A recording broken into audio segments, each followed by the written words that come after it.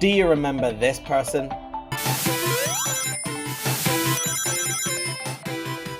Look, Sonic kind of represents how email marketing used to work. You start off at one end of the screen, and the idea is to get into people's inboxes, which is the other end of the screen. There's a few obstacles to overcome, making sure that you don't get junked or spammed, and making sure that people want to actually read it. But it was quite easy to make sure that you could get into thousands upon thousands and thousands and thousands of people's email boxes and get those open rates. But over the years, it's been harder to achieve that. So we've all been jumping to other platforms like Facebook messaging, WhatsApp, and texting. But now as laws and regulations come in to kind of control that, a lot of marketeers and businesses have jumped back to email marketing. But the issue with email marketing is this.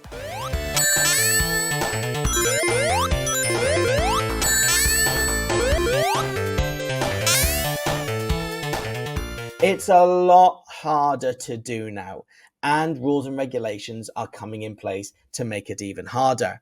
So you're more likely to end up in people's spam boxes if you don't do things correctly.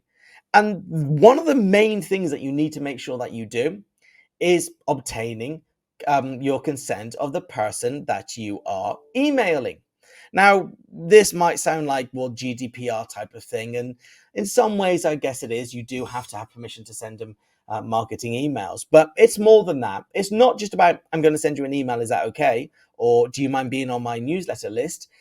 It's making sure that that person is expecting an email regarding the topic and services that you are going to mention. And it's the same if you buy an email list. There's no point going out and buying an email list and the person saying, yeah, these emails have been vetted and they're all okay to receive emails and things like that. Because if that person's not expecting to receive an email from your type of business talking about your type of topics, then they're not going to open it and they're probably going to junk it. And the worst thing that can happen in 2024 is you being junked, because you being junked hurts your reputation, hurts your sendability, and more likely to end up in people's spam boxes. In fact, if it gets so bad, you just won't end up in any boxes and no one will receive the email anyway. You really have to work hard about obtaining permission from that person that you are going to speak to. So make sure that when you say that you're going to send an email, they know what the topic's going to be about. Or if you've got a database of, let's say, 10, 20,000 people, that you've segmented that database. So you can tailor the email to be more relevant to that person. So you've got those type of people in that segment, and you've got those type of people in that segment. So when you send the emails out to them, the headers and the opening text is slightly different. That's more relevant to them.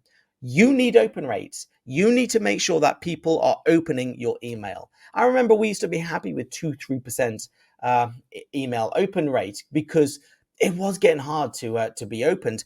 And in some ways, that's still good. But the issue is if you're only getting 2-3% open rate, then that's going to look bad for your reputation. These big companies that own the servers or that people buy domestic accounts from, so Outlook and Google and things like that, want to know that you are credible when you send an email to their people. They don't want their users to get spammed full of rubbish. So they need to know that you're credible. And one of those is high open rates. Another one is not getting junked, as I said. And so make sure that you've got the unsubscribe button at the bottom of your email. I know I talk about this a lot and people say, but I don't want people to unsubscribe. That's fine. But if you don't want people to unsubscribe, then they're just going to junk you. They're going to put you in the ignore, the junk, the spam folder. And again, that is bad for your reputation. That is going to make your domain name, your URL seem spammy to big companies, and it's just going to hurt your deliverability. So make sure that you have a unsubscribe button on any marketing email that you send out. Additionally, you're going to want to make sure that your domain names are set up correctly. And this is using the correct information in your DNS settings. So when you set up on a platform like ours on Sales Ember, then when you tie in your email address, then we give you some records that you add to your DNS, and we can do that and help you with that as well. And that just adds the credibility to your email address So these big companies know that this is authorized to send emails from that company name. You used to be able to use the kind of the software one, the one that came with the software, and just wrap it with your name. So it used to send that on their domain and used to just wrap it with your name, so it still looked like it was coming from you, but in fact it was coming from a different domain name.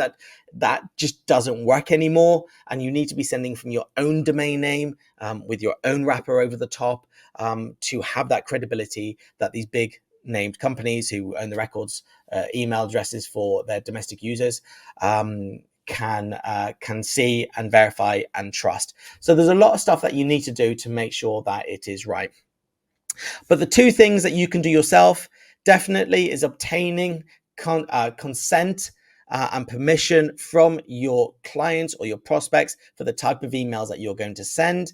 The other one is make sure that they are opened and not spammed. And by that, I mean, make sure that the content in them is relevant. So stop sending the same email to your whole database of 10, 20, 30,000 people. Make sure that it's segmented so you can send it to the relevant people to increase those open rates. You should be looking to get a bigger open rate than 2, 3, 4, 5%. You need to be making sure that you really hone down on the detail in that email to make it relevant. And then the other thing, I suppose, the third thing is just have the unsubscribe button in your email. Don't think you're too good to put it on. Don't think by not adding it that it means that you keep your user base, your numbers up in your CRM system. It's better to have 2,000 of nicely cleaned email addresses who want and open your emails, rather than have 20,000 who just ignore it or have spammed you. Okay, so hopefully that makes sense. Hopefully that helps you understand a bit more about email and the importance of obtaining permission from your clients, obtaining content permission from your clients, and why it's important that they know the types of emails that they are going to be receiving. If you want to know more, then please do reach out to me. I am here to help. As I said, there's many platforms in which you can join that I can support you with. Sales Ember, which is my own white label CRM and email marketing tool of Go High Level. Or if you're going on to Go High Level directly, again, please do reach out and I can support you to get that set up. Thank you and look forward to seeing you.